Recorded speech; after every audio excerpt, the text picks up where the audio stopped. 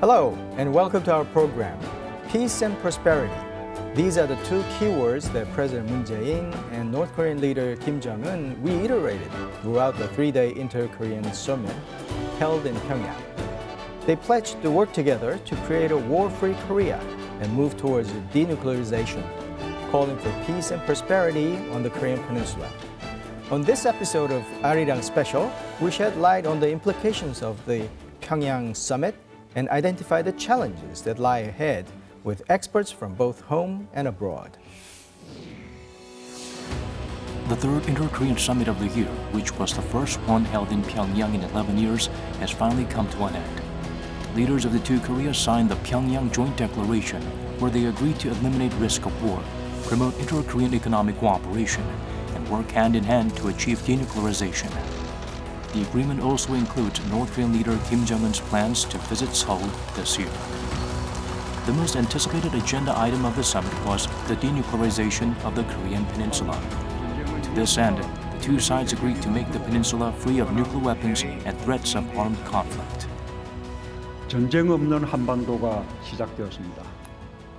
남과 북은 오늘 한반도 전 지역에서 전쟁을 일으킬 수 있는 모든 위험을 없애기로 합의했습니다. 조선 반도를 핵무기도 핵 위협도 없는 평화의 땅으로 만들기 위해 적극 노력해 나가기로 확약하였습니다. The declaration also indicates further steps to denuclearize, including the permanent closure of the Dongchangli missile test site and the scrapping of Yongbyon nuclear facility. 북측은 동창리 엔진 시험장과 미사일 발사대를 유관국의 전문가들의 참여하에 영구적으로 폐쇄하기로 했습니다. 또한 미국의 상응 조치에 따라 영변 핵시설의 영구 폐기와 같은 추가적 조치도 취해 나가기로 했습니다. This is the first time for detailed denuclearization measures to come out of the Inter-Korean Summit.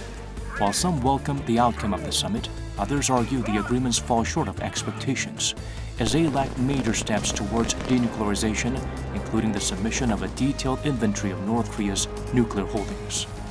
Meanwhile, on the evening following the declaration, President Moon Jae-in delivered a speech to some 150,000 audience at the stadium in Pyeongyang as the first South Korean leader to do so. 백두에서 한라까지 아름다운 우리 강산을 영구히 핵무기와 핵 위협이 없는 평화의 터전으로 만들어 후손들에게 물려주자고 확약했습니다. During the three-day summit, President Moon and leader Kim reaffirmed their joint commitment to a nuclear-free Korean peninsula to turn it into a land of peace. On today's Arirang Special, on the 2018 Inter-Korean Summit, Pyeongyang, we discussed the outcome and significance of the summit talks with experts from key regional players, including the US, China, and Japan.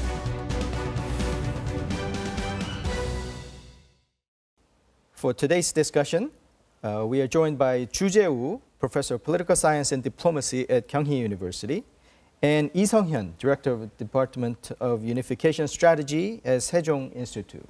Thank you for having me.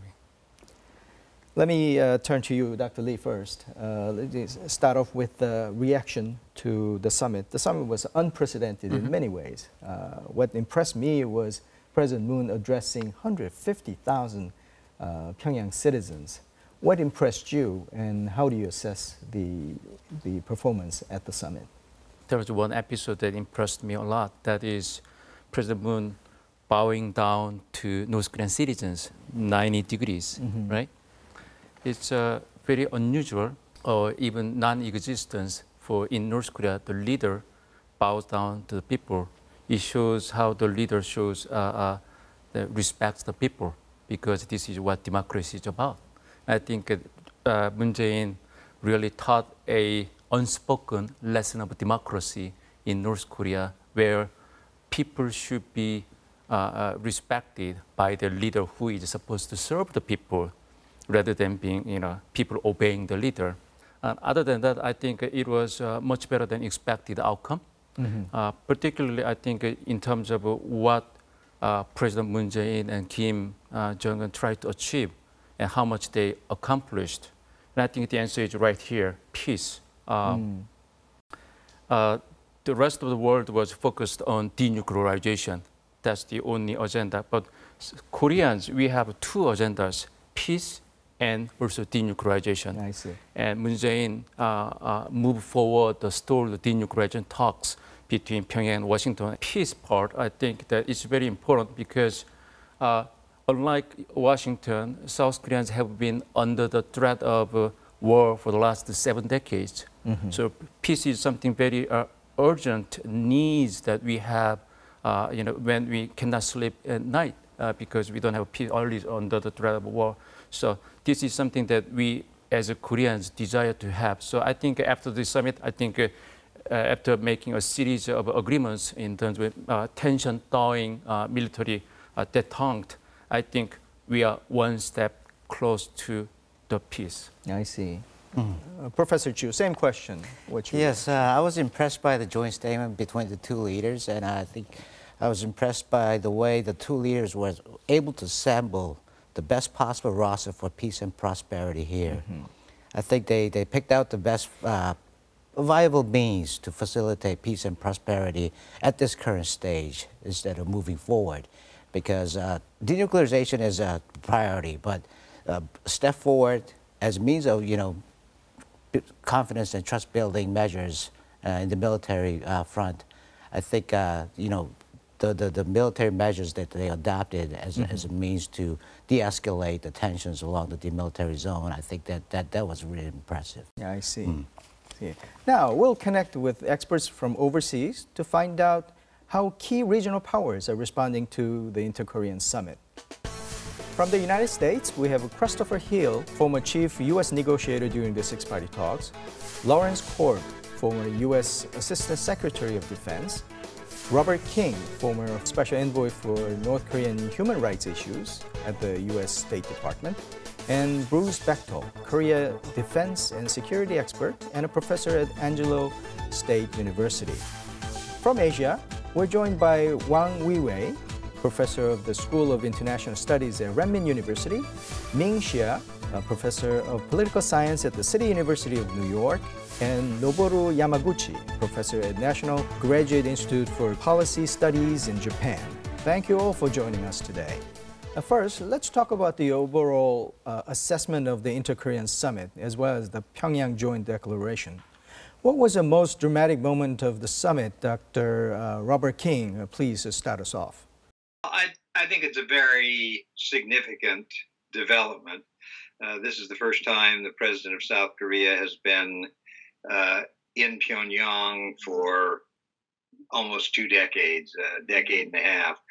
And I think it's a very encouraging step forward that the two of them are talking and that there is progress being made. I think it's encouraging.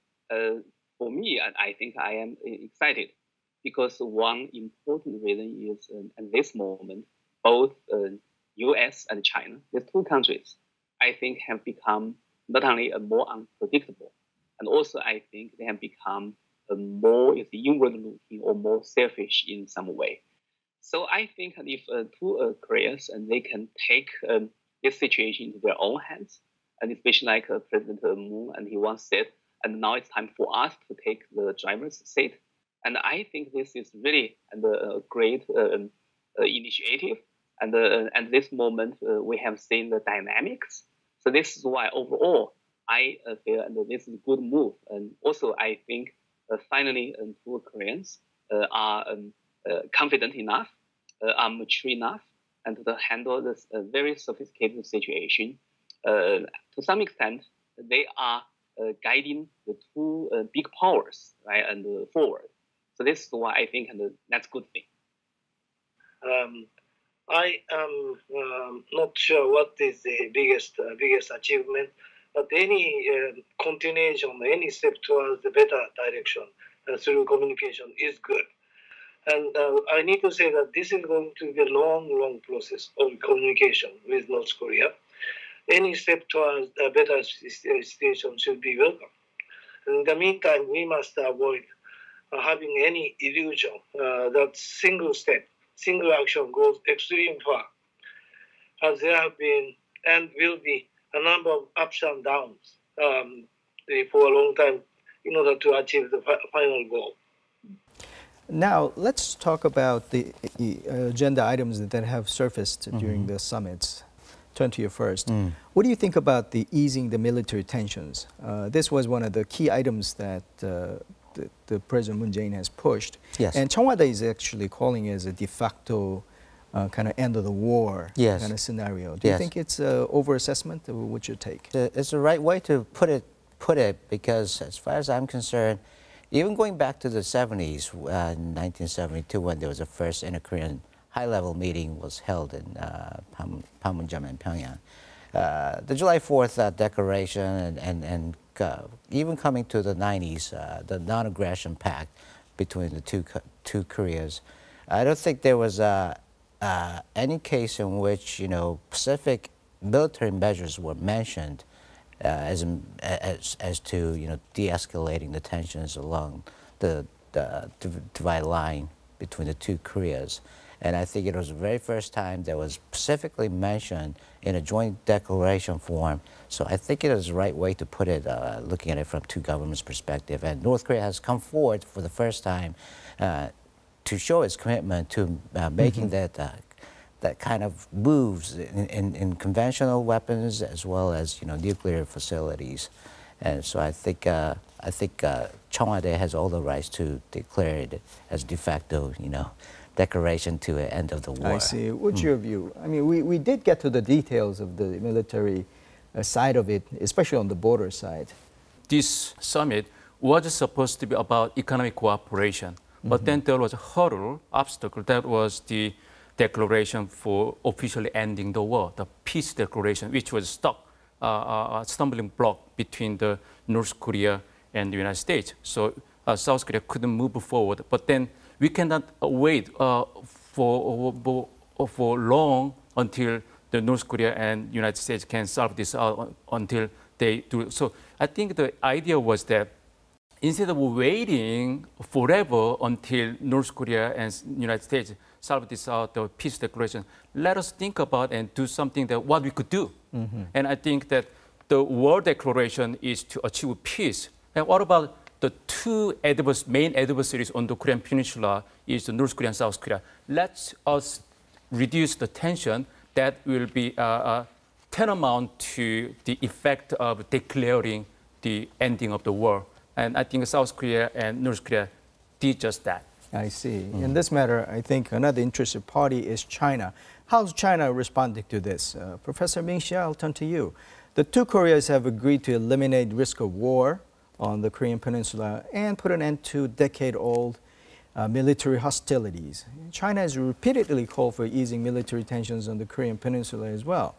I believe this could be a welcome news for China, as the Korea's announcement may affect, among other things, the U.S. troops stationed in Korean Peninsula.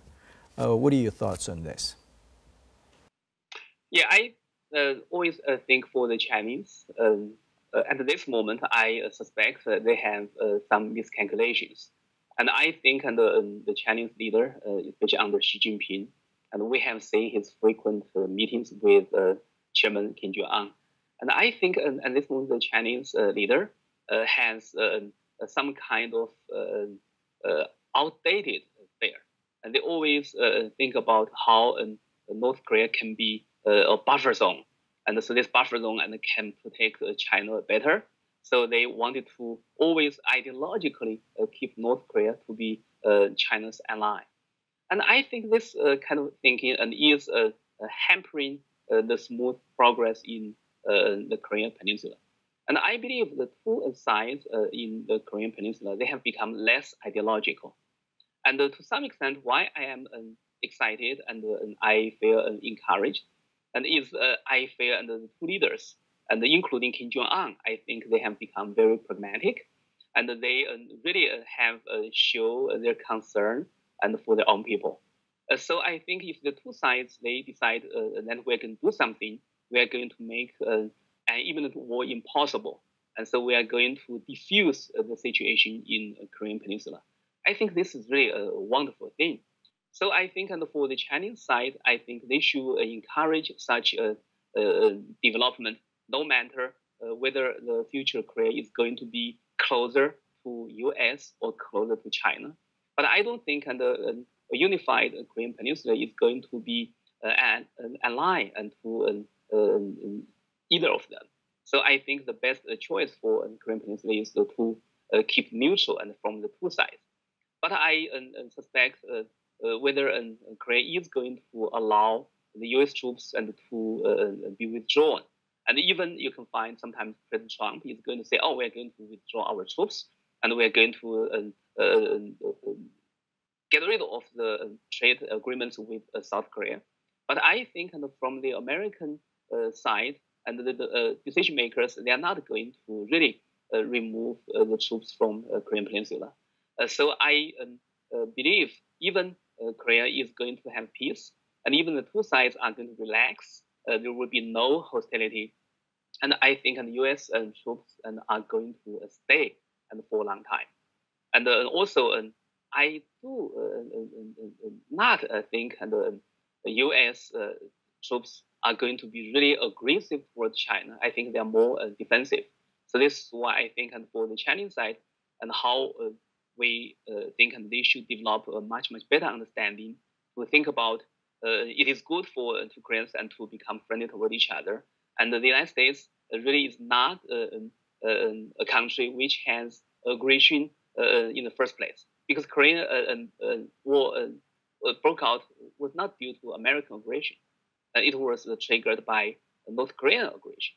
So this is why I think for the Chinese, maybe they're going to have some rhetorics, but I don't think they should worry them too much. I think no matter how the two sides are going to go, and whether the U.S. troops is going to stay or not to stay, and if the nuclear issue is going to be solved, I think it is really good for the Chinese. Because I think about that, and because people are always talking about whether the North can use their nuclear weapons to attack the Americans. And we are living in New York. I don't think we're that much concerned. But it would be very, very easy for North Korea to attack the Chinese.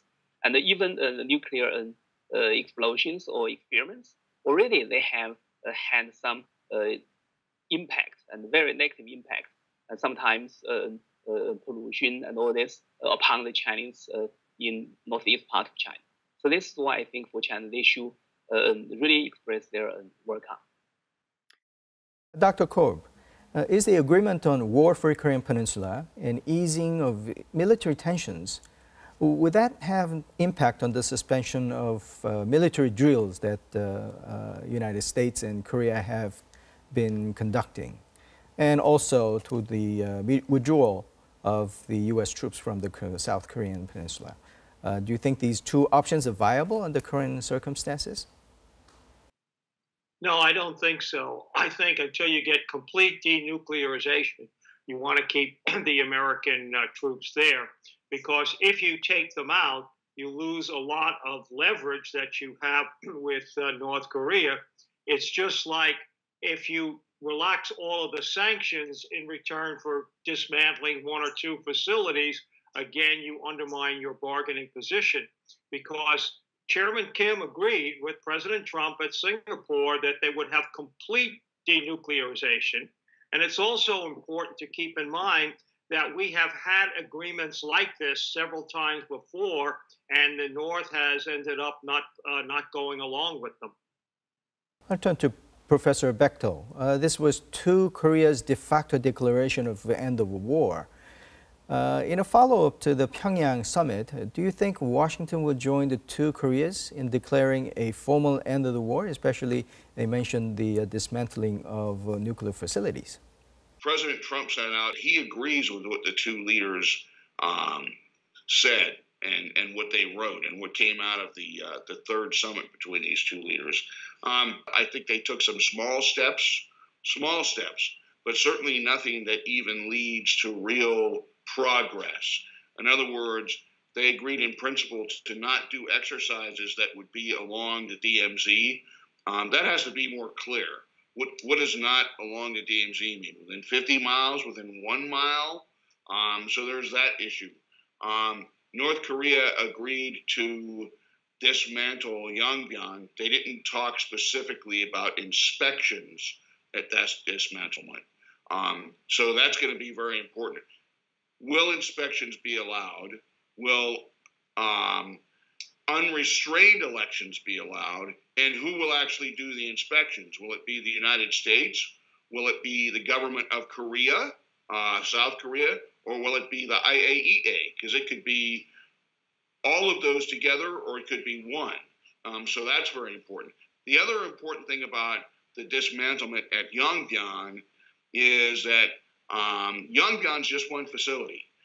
It's now become public and well-known knowledge that the North Koreans have at least 2 highly enriched uranium facilities. They probably have another plutonium processing facility as well. So just taking down part of your nuclear program really doesn't move you toward it. It moves you toward dismantlement, but you're not there yet. And as for expecting the United States to make moves before they make any moves, I just think Mr. Kim should be reminded that the United States canceled their big exercises scheduled for the summer. We all know about that. Those exercises are half of the 2 biggest exercises conducted every year, and we have already taken good faith steps. The North Koreans have not. Professor Yamaguchi, what's Tokyo's position then? This question of whether Washington should respond to North Korea's demand that the U.S. should join in declaring the end of the Korean War, do you think it's something that Japan could get on board? Yeah, I agree with Dr. Bekto's position. Well, we may have to be very careful, but we have to take some steps forward. And particularly from Japanese point of view, to be honest, I am not so sure that the peace announcement or end of declaring an end of Korean War, what kind of benefit North Korea would enjoy from that? I am not sure. Of course, U.S. and South Korea as an as allies, if war is over, U.S.-Korea alliance will not be no longer the purely regional, but 2 great countries, Korea, South Korea, and U.S. May be able to play global role as opposed to regional or just defense of Korea, South Korea. Thank you. Let me turn to Dr. Lee. You've heard these different perspectives and viewpoints on the military tension easing. What's your take on that? Let me get your reaction. There really is a perceptual gap between North Korea and some other major stakeholders like Washington and Tokyo. Particularly for this summit, I get the feeling that from North Korea's perspective, I mean, this is a subjective perspective, North Korea feels that it made more concessions than Washington. And I think the issue is how we could narrow the gap when Washington also feels that it made more concessions to North Korea. I see. Let's move on. The summit was full of firsts. The leaders of 2 Koreas discussed denuclearization, and Kim Jong-un mentioned the word denuclearization for the first time. Ambassador Hill, you have been to the table with North Korea before, and by playing the lead U.S. negotiator during the 6-party talks. Compared to the previous negotiation, from your experience, how do you see the recent negotiation progressing? I think what is worrisome to people who follow the issue of denuclearization is the fact that North Korea seems to pick and choose what elements of denuclearization it wants to pursue, rather than using a much more standard approach which is accepted worldwide. For example, I think it's very important that North Korea list their nuclear programs. Instead, they are mentioning certain programs that they're prepared to conclude, but they seem to be on their own time schedule and in their own way. So I think it would be much more helpful if North Korea first of all, went through all of its programs, gave a list, and then it could be worked on to see when this could be done and in what sequence it could be done. I think the concern that many Americans have, many American analysts, is that while there is progress in terms of freezing some programs, perhaps even limiting some programs, we're not really seeing denuclearization. And moreover, when they have talked about denuclearization, it seems to be in the context of additional measures the United States needs to take in terms of its own position on the Korean Peninsula. So, frankly, I think probably more questions have been raised than answered. But that said, I think it's important that Secretary Pompeo continue in this dialogue. I see. With regard to what Kim has put on the table during the Pyongyang summit, is it a step forward or backward from the previous summits? Well, I wouldn't call it a step backwards because, after all, North Korea hasn't done anything really since about 10 years. So I think it's a step forward. But that said, it's not for the North Koreans to pick and choose how to proceed with denuclearization. You know, the IAEA has a lot of experience with this in Vienna, and yet the North Koreans seem to want something that's based on some kind of North Korean exceptionalism. And so that is, frankly speaking, not helpful. But we have to see whether when Mr. Pompeo meets with his counterpart, whether there's a spirit of going forward or a spirit more of kind of stopping and perhaps sidestepping issues rather than being clear about what the scope and the schedule for denuclearization is. I see. Professor Bechtel now. Kim Jong-un pledged he will permanently scrap the Dongchang-Ri missile test site under the observation of experts from overseas. Will Washington see this as a concrete step towards denuclearization? Does that qualify? That site is essentially a larger version or a more updated version of the site they already have on the East Coast, as you know. So taking down the site at Dongchang-Ri will not take away any missile capability that the North Koreans have right now to launch missiles from a fixed site. But we also need to keep in mind that almost all of the missile tests that the North Koreans conducted over the past 3 years have been of mobile missiles. In other words, they come on a transporter erector launcher, a truck that then lifts the missile up like that and fires it. So they don't need the site at Dongchang-Ri. All they use that site for is what they call space launch vehicles, the Unha-3, as they call it. Although that's a good step. It's a good step because they use that to develop their three-stage technology. I think the U.S. and China might have differing views on how North Korea should denuclearize. Professor Wang, now that North Korea has presented the denuclearization plans, the ball is in the U.S. court. How do you think the U.S. should reciprocate? Well, the North Korea leader reclaimed the denuclearization of the Korean Peninsula. It's not just of the North Korea.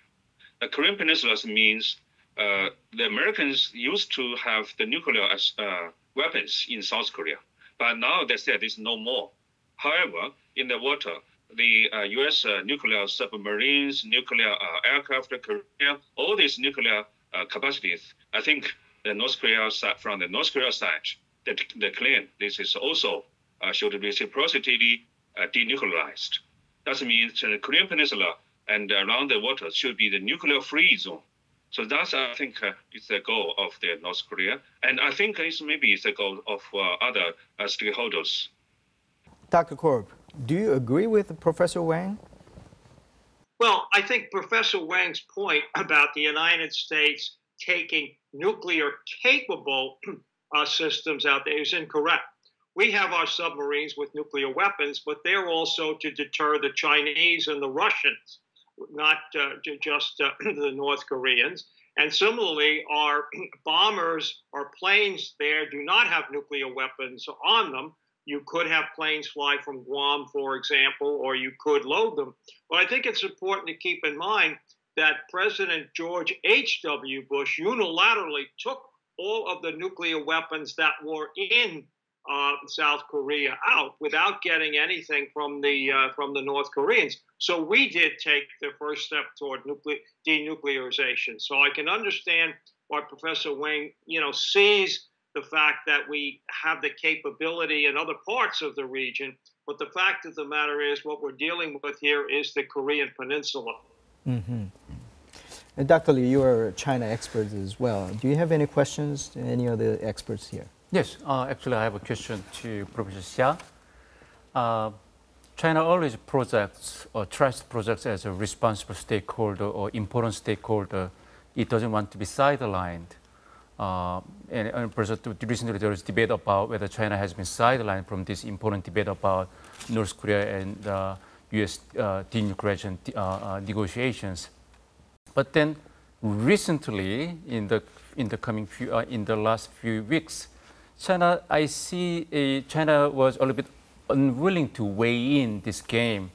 Is it because of the U.S. pressure, or is it because China feels that its influence on North Korea is decreasing? Yes, two parts of the question. One is how China is going to assess the nuclear threat around China. Because China has a very, very unique situation.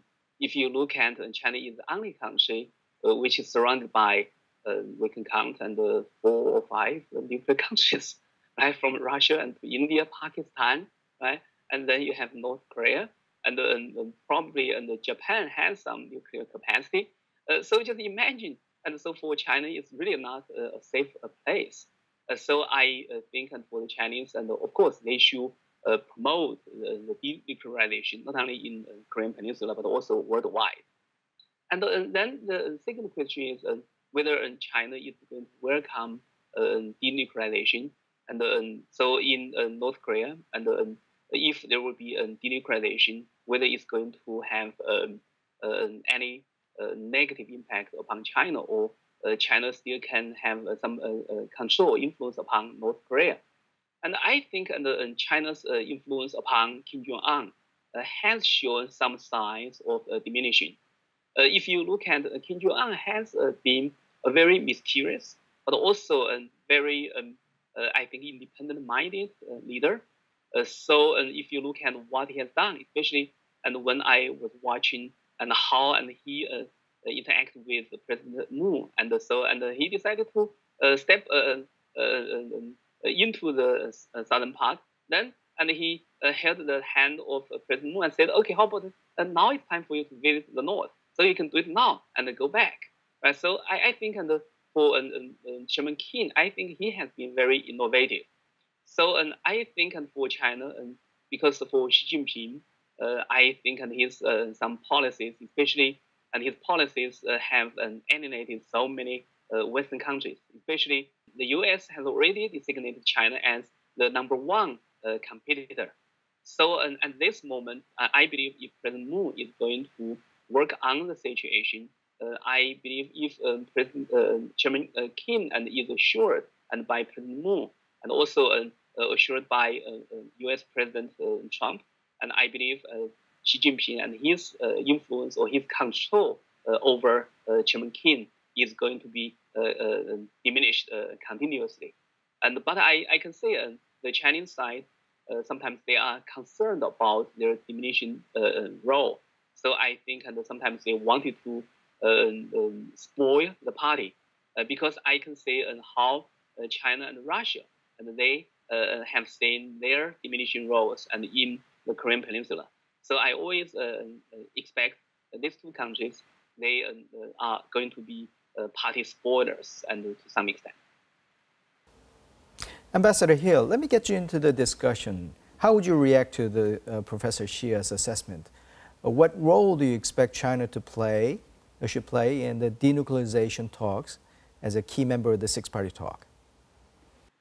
Well, first of all, I think one of the problems with the way the talks have been pursued is there, on the one hand, there's a bilateral mechanism between the ROK and North Korea. That is, nuclear issues get mentioned in the context of these peninsula talks. And then the U.S. pursues bilateral talks with North Korea. I think the consequence is it kind of invites North Korea to say different things to different people. So we don't know what North Korea and China have been talking about. And also, I don't think there's been an adequate consultation with the Chinese such that we can be absolutely sure that we're pursuing the same message.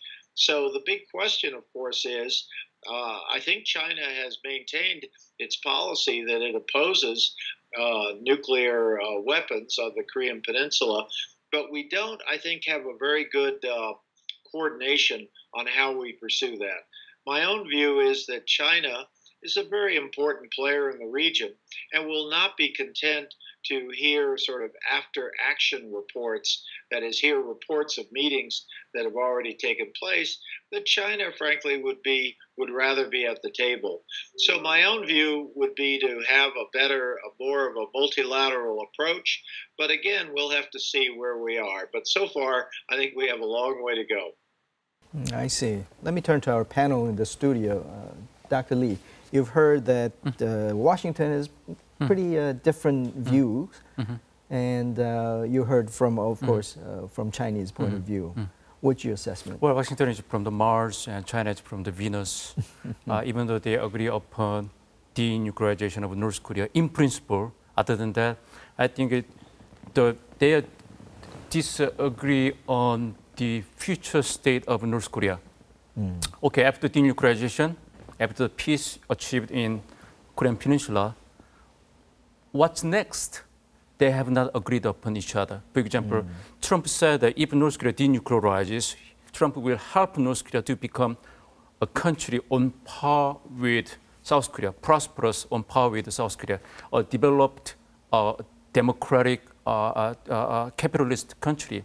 But when Xi Jinping met Kim Jong-un the third time, he promised Kim Jong-un, I'll help you and support a socialist North Korea, continue to support. That means that Xi Jinping is deep down in his bone a believer of Marxism and Leninism, and he wants to continue to let North Korea remain as a socialist state. So probably the future state that China wants about North Korea is that a prosperous socialist country just like China. So I think how the US and China narrow the gap about the future state of North Korea in terms of their different strategy and amid the deepening mistrust and rivalry, I think it has a very important ramifications on the East Asia security landscape.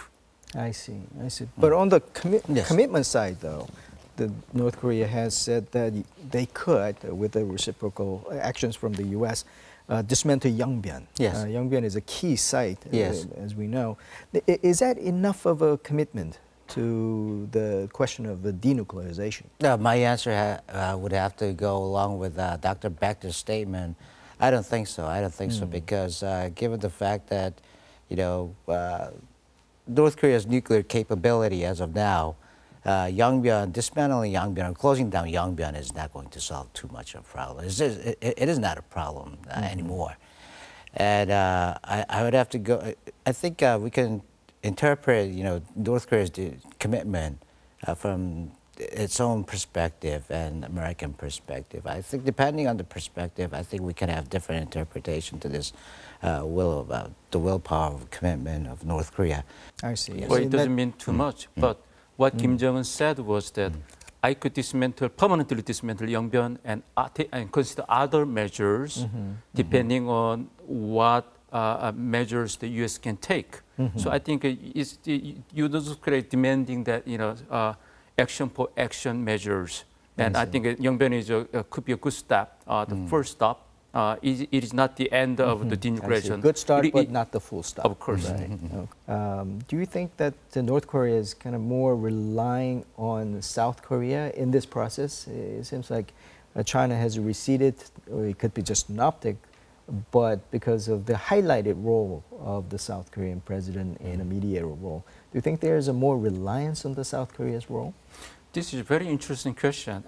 For example, in the past, North Korea, when it comes to denuclearization issue, North Korea reluctant to include South Korea because North Korea's rationale was that, this issue is about between us and the United States, and South Korea, you step out.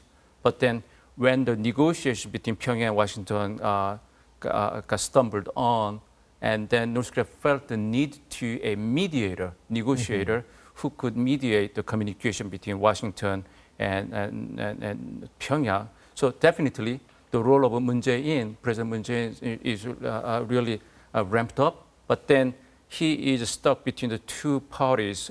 Trump wants Moon Jae-in to become a chief negotiator, as he said. That is benefit Trump and benefit Trump's midterm elections, speed up the denuclearization. But then Kim Jong-un also wants Moon Jae-in to deliver his part of concerns so that Trump can also understand North Korean side of story. So depending on how Moon Jae-in plays this role, this is a very critical role, but this is a bit precarious role as well. But so far, he's playing this role very well, I think. I see. Let me turn to the economic cooperation side. Two Korean leaders have ambitiously laid out some plans that can benefit both countries. But wait, the economic sanctions from UN, United States, and also South Korean government has put on some sanctions. So that could be pretty much of a roadblock. Let me turn to the experts about that. Dr. King, you've recently called for immediate humanitarian aid to North Korea. Why? It seems to me that the conditions in North Korea are very difficult for the people who live there. The major problem is that the government that they have does not provide the kind of economic system or does not provide the resources that are needed to allow them to have a better life. And there are serious problems in the medical field. There are areas that have been afflicted by floods recently. These are issues in areas where providing humanitarian assistance, if it's done properly, does not get in the way of the broader political issues that need to be done. And it's a gesture that's important. We should provide humanitarian aid where people are suffering anywhere. In the case of North Korea, providing assistance, as long as it's based on information that's gathered about the need in the area, as long as it is monitored to make sure that the aid that's being sent to North Korea is received by those who are in need, it seems to me like that's something we ought to do. Sanctions have gotten in the way of that. The U.S.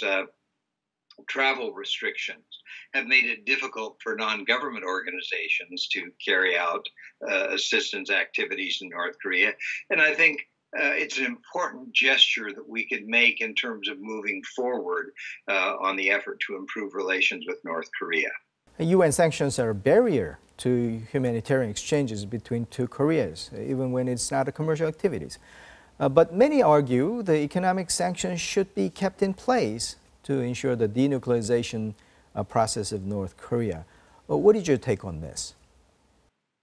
It's a very difficult one because on the one hand, the economic sanctions do have an impact on North Korea, and I think are one of the factors that have caused the North Korean leadership to make some of the outreach and some of the steps forward that we've seen in the last year. On the other hand, getting the sanctions approved through the United Nations is a fairly difficult, complex process.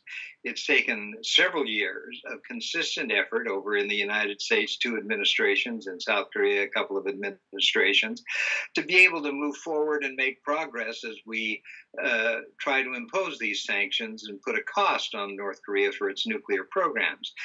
If we move forward on the basis that things might get better, it's very difficult to maintain those sanctions. Once the sanctions begin to be lifted, it's going to be much harder to enforce them. This is because the Chinese are one of the principal partners in the process, and once the sanctions begin to be lifted, the floodgates will open.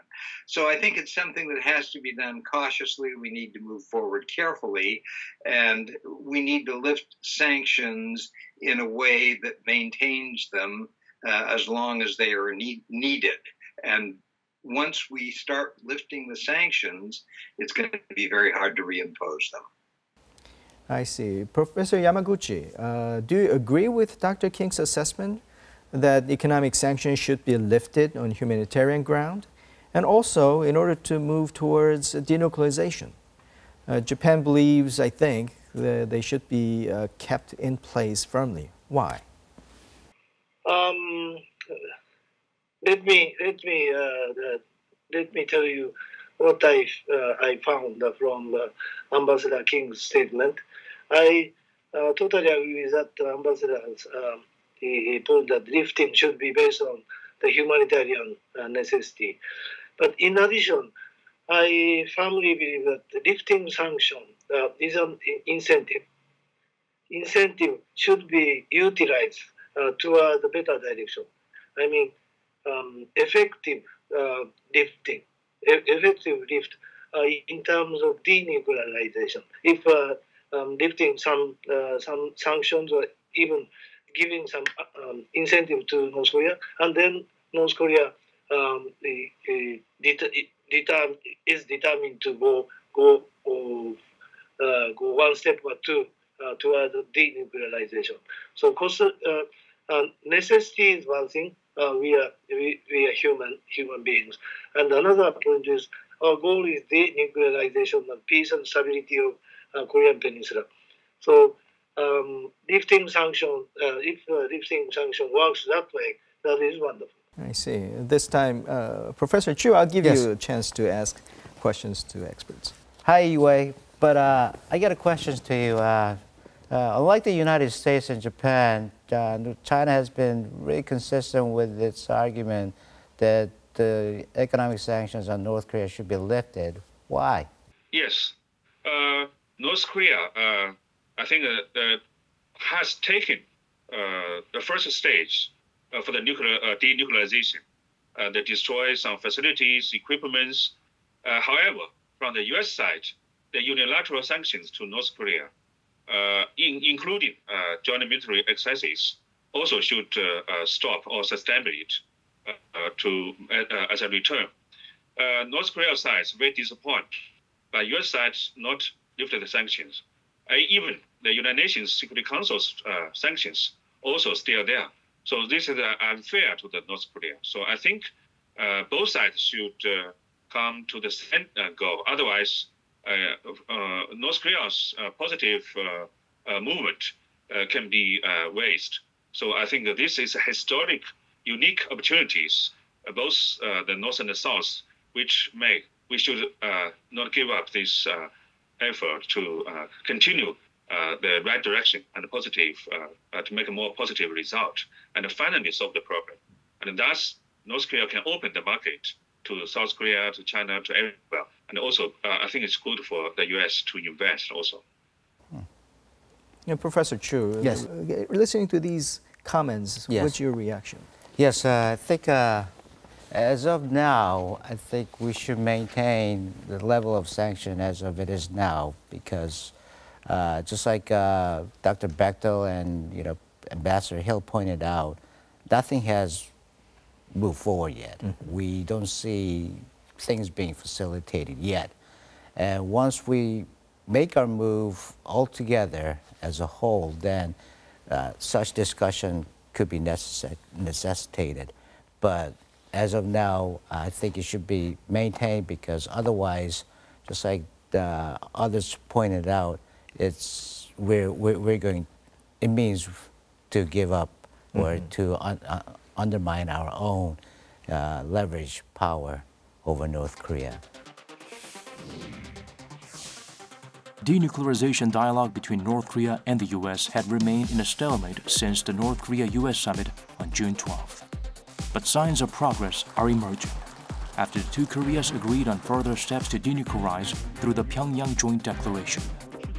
Prior to the announcement of the declaration, the U.S. urged North Korea to deliver on the commitments it made to completely denuclearize.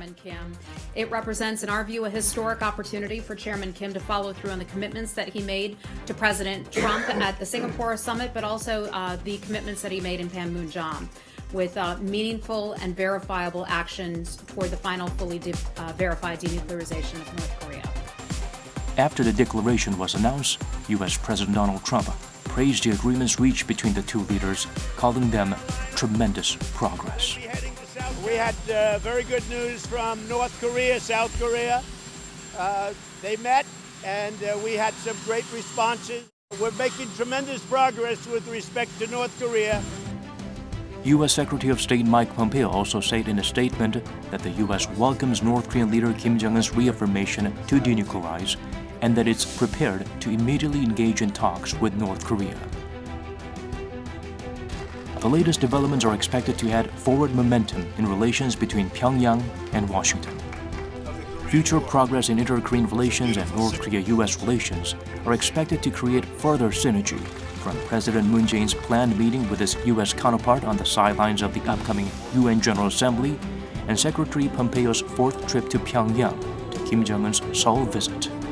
Expectations are growing for a possible declaration to formally end the Korean War within this year.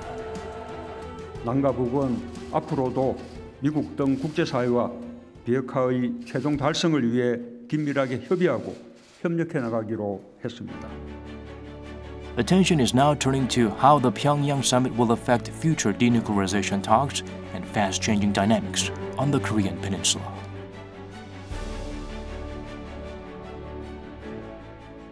How about the return trip, to return visit actually, from Chairman Kim to Seoul? I mean, that has been highlighted, promised, and it seems like that's the next big event. Now, if that happens, or I guess you could answer whether it will happen first, and if it does happen, how would that contribute to the overall peace process?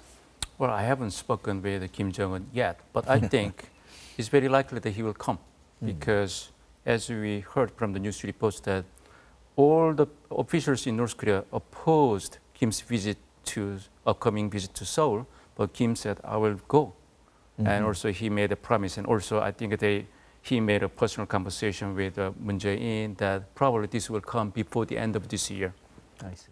And I think this is what it will achieve is very interesting ritualization of inter-Korean summits and dialogue. That is that meeting with Kim Jong-un is not a strange thing anymore. It's a ritualistic thing. It's a very normal thing. And then there is a trust and peace is marching toward. This is a very positive things. But then South Korea being a democratic country, we cannot control the crowd. So that's a challenge. So I think instead of controlling the crowd, I think it's also very helpful, educational for Kim Jong-un to experience that when he comes to Seoul, there are some people will cheer for him, but some people will criticize him. And I think he should face the music because one of the reasons, the key questions many people are still struggling is that, is Kim Jong-un really willing to denuclearize? Is Kim #3 is really different from his father or his grandfather? I think Kim Jong-un also has to think about not just the denuclearization, but it's a package. It's a whole comprehensive international judgment about assessment of Kim Jong-un. It's not just about nuclear weapons, but his behavior, his words, the way he conducts, the way he treats his officials, the way he treats his brothers and uncles as well. I see. Certainly there adds another dimension and saga to find out how far we are and what kind of road we can take to reconciliation between the two Koreas. Thank you very much for your valuable input today. Thank you. Thank you. And we also appreciate experts participating and giving us valuable insights from Japan, China, and the U.S. The three-day summit was full of surprises for both the South and North Korean people, as well as the rest of the world. We'll keep an eye on the future developments to find out whether the declaration towards peace and prosperity will be translated into concrete, tangible results. This has been Arirang Special, Peace and Prosperity. Thanks for watching.